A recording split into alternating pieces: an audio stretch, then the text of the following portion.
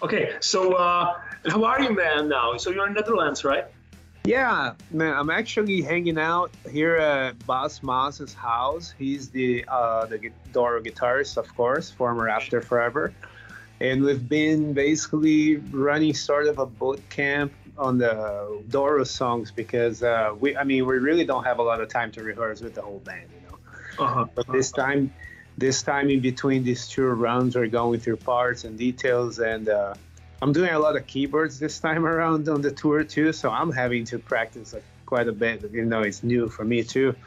So it's been great, man, and I couldn't choose a better place than Netherlands, especially the south, because it's one of my favorite places in Europe just to be and hang out. I like the vibe here. I like everything about here. Okay, cool.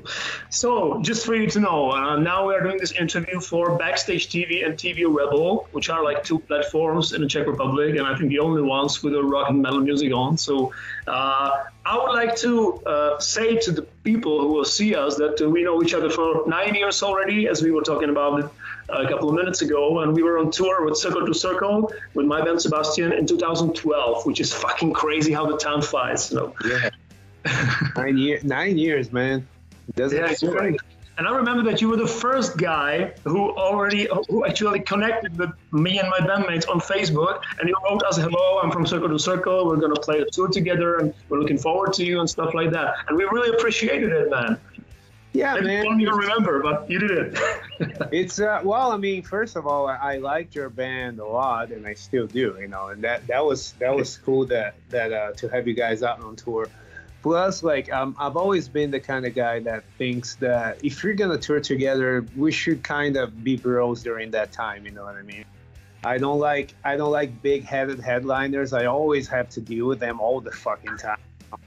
So I never wanna be one when I'm the headliner. You know? Yeah, and you weren't for sure, so that was great, and thanks for that again. Okay, so now you said, but we weren't rolling at the time, you said that you're in Netherlands right now, working on some Doro material, or with the Doro guitar player, so what are you doing right now? Tell us. Oh, well, we're about to leave for Germany tomorrow, actually, for a string of shows. We have 7 shows in Germany. And well, 6 in Germany, 1 in Switzerland. Even though the Z7 is very much Switzerland, but it's so close to the border, you know, it might as well be Germany. So yeah, we have those shows, and so basically we're coming from a string of shows in the UK with Michael Schenker. And we did, and because I live in the States, it was a little bit easier to just stay here and rehearse his material. So what we're doing is just rehearsing the set, you know, basically the songs. I mean, Bas has been doing this for 14 years, so he knows every song in and out. And even though I've played with Doro several times now, we never had a chance to do this. You know what I mean? To sit and be like, hey, am I playing this part exactly right? You know. So it's been a great experience and opportunity. The band will sound a lot better as a result. I know sometimes the guitarists especially are quite surprised, you know, what the other guy is playing there, right? It's happened a lot in the past couple of days. I'm like, fuck, did I do a whole tour doing this like this? And it didn't fit together, right? Yeah. Okay. So first we should say, okay, you are now playing also with Doro, and you are just planning some gigs. But as I said before, you are playing in like 1,454 bands or something like that. So let's go step by step, maybe a little bit. So the first question is, how have you spent the COVID times so far? Because that was like kind of a smash, and there was no scene at all anymore, or it seemed like that for some time. So how have you spent it? Well, yeah, it sucked because I altogether between all the projects I had around 50 shows canceled. So that right off the bat was like, all right, there goes all the money for the year. You know? Yeah. So I went back to teaching guitar, which I hadn't done fucking forever. I actually, when things started opening back up, because I live in Florida, you know, so things will open up pretty quickly compared to the rest of the world. And right as they did, this was back already in March, I got a job teaching at a music school in town too. So I kind of got this like normal, regular life during the pandemic, which I haven't had since I was, since 2012, like Okay. that's when that's like, I don't think I've had really a year with a lot of like months off like this one since 2012. And so that was cool. And obviously that gave me the opportunity to write the new Northdale album, which, I'm so happy with the result. And I absolutely don't think I could have done if I had to write in between tours and all that. Mm-hmm, mm-hmm. That's the truth, yeah. It could be seen as the advantage in this case because all the musicians had more time to concentrate on the new material, on the techniques maybe and stuff like that. So yeah, it was a lot of time. Like the big difference between this record and the first one is that I could sit and listen to the songs a lot, and then I was like, okay, this is done. And then what? Then nothing fucking happens. You can just keep listening and be like, no, it's not done. I can make it better still. Cool. That's great. And I've heard some of your new singles, and they sound amazing. It's like I felt this vibe for the last time. I think when I heard Stratovarius, Infinity, or this kind of albums around 2000 and something, because there was some kind of special spark or something which I don't hear in many power metal albums or speed metal albums. So I appreciate it. I'll send you, when we're done with this interview, I'll send you a link to listen to the album. Of course, it comes out in 2 days anyway, but you can have a little run. Yeah, I'm going to be one of the first ones to hear it. Yeah. Okay. Cheers. Thanks a lot. Appreciate it, man. But yeah, this Stradivarius Infinity thing that you're talking about, that's like probably, maybe a little bit earlier than that, but it's definitely one of my main inspirations. Stradivarius from episode through Infinity and Element. Even Elements, our new singer is a big fan of the Elements time, So you can hear it there in his kind of singing, because when I saw the front picture of the YouTube lyric video, and I've seen your singer, I was like, okay, is it Bruce Dickinson when he was younger? But then the voice of kind of a Timo Kotipel-ish style appeared, so I said, no, okay, this is a good guy, Yeah, I think the good thing about Guilherme, first of all, is like, where the fuck did that guy come from? He's from my hometown, I never heard of him. And then he comes and he ticks like every singer box. He's kind of short. He kind of has a Bruce Dickinson look to him, but also the power metal voice. It's like he's a package of everything I like in a singer. It's pretty cool. So that was a great choice in this case. Yeah, absolutely. Okay, so please let's go back for a couple of questions. Let's go back to your beginnings. So, what kind of music you were listening to when you were a kid? Was it the metal from the very beginning, or? Well, you could say so, because Guns N' Roses is not really a metal band, but they have metal moments. Like that was the first band for me. Guns N' Roses and Skid Row, Slave to the Grind. Like those are the two first records. Then I got into a lot of the 80s.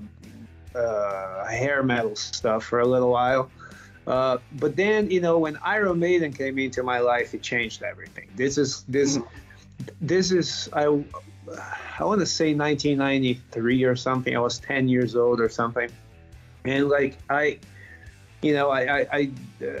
sort of was like, wow, I really like that sound, and I want to hear bands like that, So. But yeah, Guns N' Roses and Iron Maiden are definitely like the most foundational two bands. After that, I got into power metal really, really, really, really deeply, and that probably the first band that got me into it was Angra at the time with Andre Matos, then Stradivarius, Halloween. Then I got really into that stuff.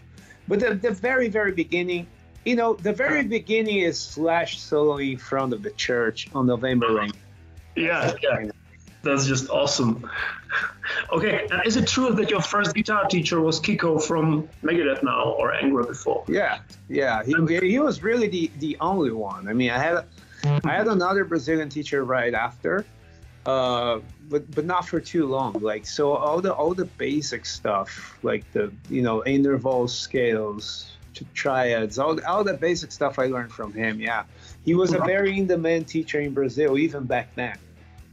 Okay. And how have you guys met? Or you were contacting him somehow? Yeah, I mean, well, what happened? Fuck, I don't remember how exactly, but actually, I told this story just the other day, and I remember it. So I took a lesson with a guy in a local music school, like near my house, and like a first guitar lesson. And I thought he was really good, and he, at least, for me at the time, he was.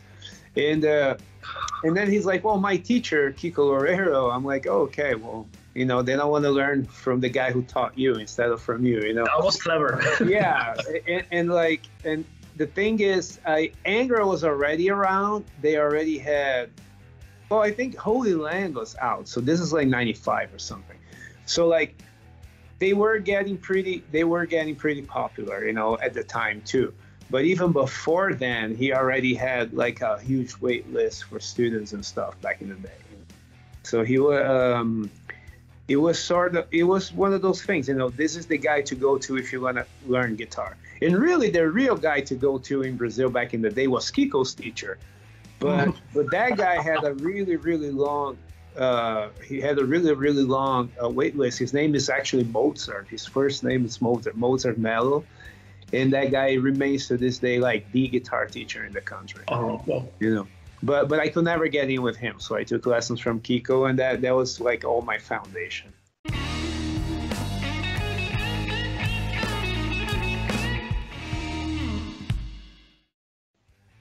Cool, great.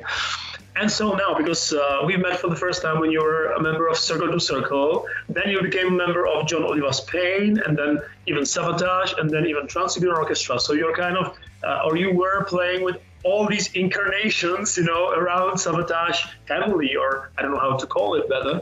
So could you make it like a story, like what happened first, what happened next? How was the story of Bill Hudson among all of these projects? So that's a really good question. Because, I always say that there's something, like I'm an atheist, but there's some kind of connection, because like I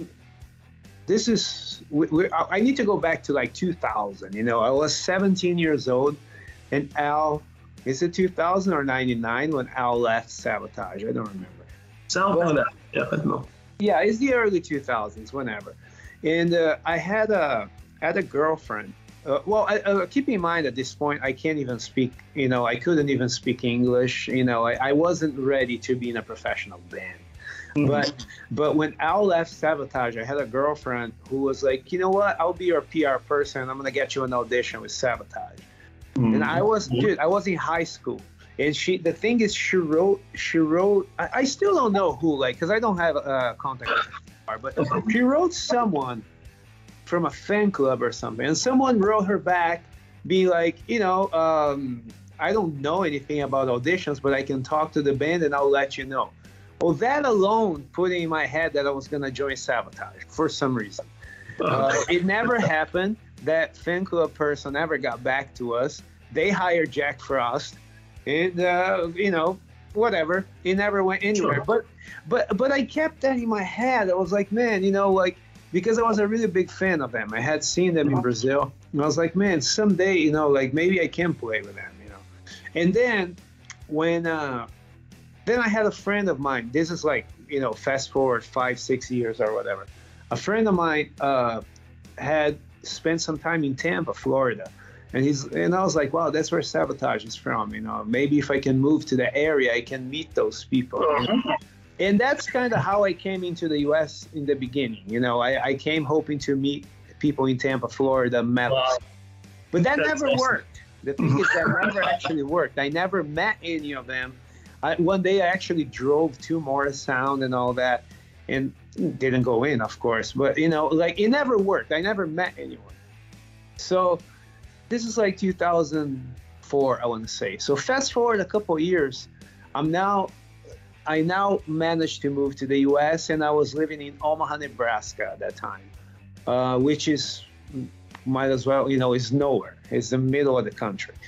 But I was in this band called Celador, and our label was Metal Blade Records, who at the time was really pushing us hard. You know, like we were a bunch of morons and we couldn't make anything work because we were just drinking. But the label was pushing us, you know. And we played Prague Power USA 2007, and I saw Zach Stevens backstage. You know, he had like a Paul Stanley makeup because he was a guest and he was gonna sing like a Kiss song. And I'm like, and I walked right up to him. I'm like, dude, I'm a big fan. You know, like I grew up listening to Savatage. So can we take a picture together? I still have the picture, you know, that I took with Zach as a fan. But anyway, we started drinking together, and he's like, weren't you in the band that just played? I'm like, yeah, did you see us? He's like, nah, not really, but I kind of saw you on stage. I'm like, damn, you know. But we got drunk, and I'm like, you know what, man, if you ever need a guitarist, you should call me. You know, I'll give you my phone number and just give me a call. And he did, you know, 2 weeks later, he called me. And he was like, I need a guitarist to go to Brazil with me to We Circle to Circle. And I'm from Brazil, so I was super excited about that. But that didn't work out, unfortunately. They went out without me. They had this guitarist, Evan Christopher, before me. And then they came back and called me like the week after, being like, all right, no, the spot is open, you know, we want you in the band. So I got the job right after the tour. And so that's how I got into Circle to Circle, really being a fan, you know, like being a fan and telling Zach to call me if he needed someone. And then our first tour was with John Oliva, Spain in 2008. And then I kind of did the same thing with John. You know, I went, but I didn't tell him to call me because he had a band, of course. Matt Laporte was there. But I walked up to John and I said, man, you know, like you're like one of my heroes. It's an honor to be playing with you, you know. And then we kind of became friends. He knew that I was drinking a lot at the time, and I was really young. I was only like 24.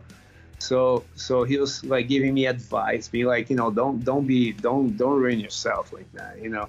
So he was being cool, like super cool at that time. But then I kind of lost touch with John. We didn't talk anymore for, God, I want to say like 4 or 5 years or something, until you know, Matt Laporte passed away. And John Oliva, Spain I think they hired someone else, but I can't remember. But anyway, the spot opened up for John Oliva, Spain. You know? And then Chris Kinder and I started talking, and I told him, I'm like, dude, I know all that shit, you know, like, believe me, like, I can play Savatage music better than anyone. And they're like, you know, all right, well, send us some video. I'm like, because it was for the street show, you know. And I'm like, all right, dude, I'll send you videos. Like, apparently my videos made it to Paul O'Neill. You know, like John was so impressed that he showed it to Paul. And then they're like, all right, we need you to come jam with us, you know. And so when I did that, I got the job right there too, you know. So and John actually did an interview to Prague Power, like the magazine, the program, saying that he's never heard anyone play Chris Oliva shit like I did, you know. And it's I put a lot of effort into that, because I was like, if I'm gonna step into those shoes, it has to be perfect. I don't want to play my version of anything, you know. It has to be the way it was done. And the people at Prague Power had great things to say about that show, you know. So I think I did a good job. But then, okay, that's how I got the job with John. Now, there's something in the industry called right time and right place, and that's definitely how I ended up at TSO, because and the Wacken show, because at this point, I got the job with John, and that's all I know. You know, I'm playing with John Oliva, Spain, that's it. But I was in Florida rehearsing with John when he got the call that Joe was gonna do Whitesnake. Like, I was literally standing in front of John, you know, John had just told me that I was the best guitar player he had played with. I played better than anyone. And then he gets a call saying that there's a spot in TSO. He fell on my lap, you know, like, Like people are like, oh man, how hard it was to get into TSO. I'm like, not hard at all. I'm standing right there when, like there was, I did come and audition and play with Al and all that, but it was like, there wasn't much of a discussion on whether they would, who they would hire. I was just right there. Cool. And now that still, but the TSO thing was cool. It's like, wow, now I'm gonna do TSO. That's one of my biggest dreams. But I did not expect that they would call me to do Savatage too. That was like, holy shit. Is that really how this is going? When they told me how it was gonna go down, because they're like, oh, it's gonna be Savatage and TSO together, and I figure I'm gonna be guitar player number 4, like the least important person, like. But no, you're actually gonna go on stage and play with Savatage. I'm like, what the fuck do you mean I'm playing Savatage? Like, yeah, because Al will move to the other stage and you're gonna, dude. And I came in playing the riff of Hollow the Mountain King. That was a little too much. That I didn't think that was ever gonna happen. Wow. that especially because like the first time I came into Circle to Circle and we had that tour with John Oliva Spain, I was a lot younger than everyone, and I drank more than everyone too. So nobody took me seriously. Everybody was kind of like, yeah, that's the one kid, the one rhythm guitar kid, in Circle to Circle. And I ended up being the only guy who actually, upgraded all the way up. And, I'm proud to say, like, I wasn't a member of Savatage, but I'm the only guitar player that stood on stage with them at Wacken, after they broke up, and that credit nobody can ever take away from me. Mm-hmm. Yeah. But yeah, man, it was a crazy thing because it's something I thought about that would happen when I was a teenager, and then it fucking happened. And is there any chance for any continuing of the brand Savatage? I mean, or are they doing something? Are they thinking about anything? I hear talks all the time.